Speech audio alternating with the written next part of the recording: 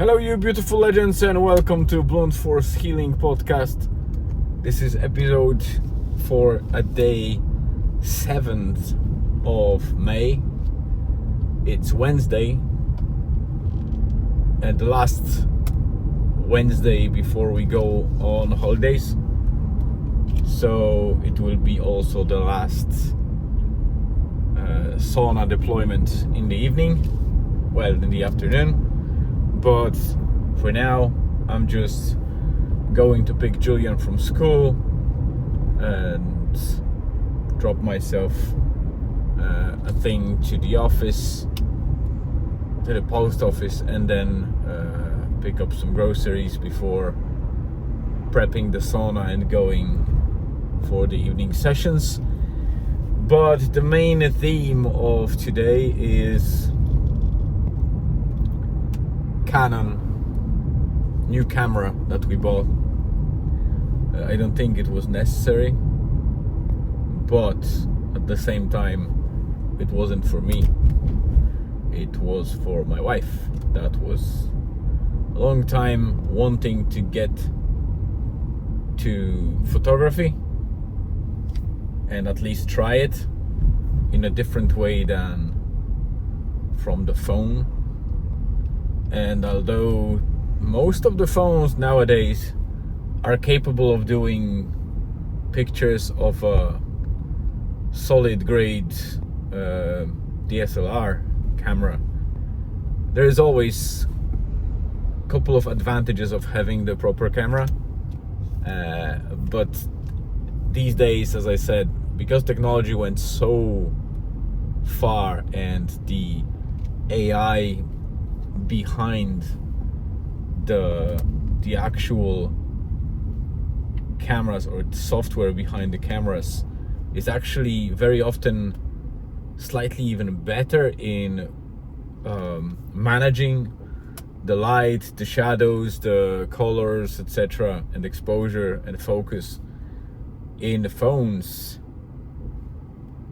while the camera can do it better only if you know how to use it and how to set things up manually. So we kind of shifted from a early era of phones being always inferior to the proper camera. Now cameras enter the new stage of mirrorless cameras, and there's a lot of DSLRs that are pretty decent quality with a lot of power behind them. But again, they are still slightly behind the phones, because phones are built to run on proper software and be responsive, etc., while cameras are very much focused on making good pictures. And a person that uses camera should know a fair amount of basic knowledge about photography before they can really use it to at least half of its potential. With the phone, you don't need that. Most of the phones will do a lot of work for you. So, but there is a one, I wouldn't say argument for buying camera, but it kind of is, that there's something special about holding the camera like this, looking into the viewfinder and taking picture in a traditional way. I did that many times before in the past with the regular cameras that were still using the regular film, and I know the drill. I know the feeling when you do pictures with regular camera as opposed to the phone. And while I use the phone now almost exclusively, plus the drone, because I find them much more handy, they're always available, they're just within the reach of my hand. I don't need to set anything up. It's usually a very quick tap of, setting exposure, locking it, maybe adjusting, and you're good to go. And the color management of iPhone cameras or Samsung cameras in the phones are just amazing. There's, I would say 85 to 90% of cases you don't need fancy camera to take a good picture. But obviously you are limited to some extent of what you can do with that picture.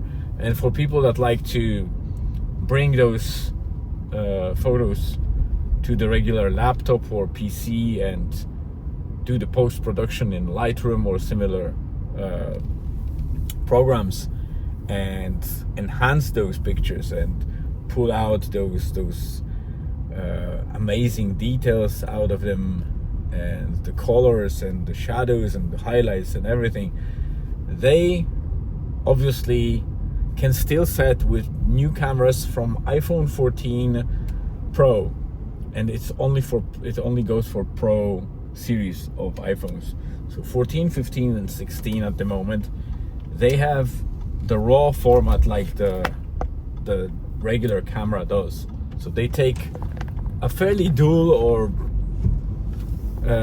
common picture, but that file preserves all the lights and shadows and everything that camera could see at the moment of shooting. So you can take it to the Lightroom or other program on your computer and you can do the same thing that you would do with the regular DSLR.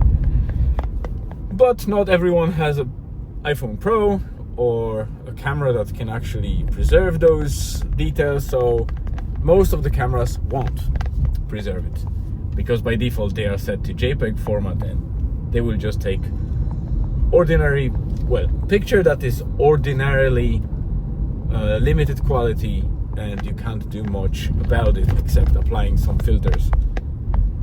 So it is still okay for most of the users, because most of the people won't be seeing your pictures elsewhere than on their phones or tablets, maybe on the small screen laptops. So the quality is still decent. That's why I say that in 90% of the time there is no need for DSLR cameras, and they are really becoming a bit of a niche interest of people deep into true photography and wanting that full range of modifications and also the feel of the camera, the ability to change the lenses, because lenses in the phones will be always limited because of the physics, and you can't preserve certain distance between the lenses, while in the camera creating longer or shorter lenses, wider or narrower lenses, you can do it. So this is just the pure physics of the glass lens. That will still be necessary, and it's still needed, and it's still an amazing thing to know and have and do. But as I said, we went into economy of convenience, quick access, and good quality out of the box.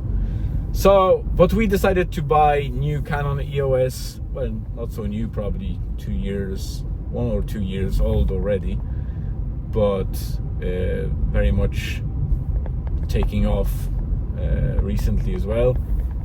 It's a DSLR camera with the mirrorless system. It's fairly basic, but basic on a level that it has a lot of possibilities. It can do filming, but filming cannot be color graded and modified in a raw format, because it can't save it in the D-Log or similar format, but the photos can be edited and they come as decent quality. So we bought it, we unpacked it, it's in the house. Elizabeth already started learning it. I'm not touching it too much, I only helped her to set it up the first time, and now it's her toy to play with. I stick to my phone. I might use the camera if I want a very specific use case, but the drone and the phone are my tools that suffice to do or produce the content that I need. So that's pretty much our update today. Let me just grab Julian, get some shopping done, prep the sauna, and go for sessions, evening sessions. And tomorrow will be the last day before our departure to Dublin for concert. And then on Saturday we fly out to Lisbon. So there might be plenty of updates from Portugal. For now, that's it. Thank you very much for tuning in. Have a great rest of the day, wherever you are on this beautiful planet. Stay tuned and see you again in tomorrow's episode.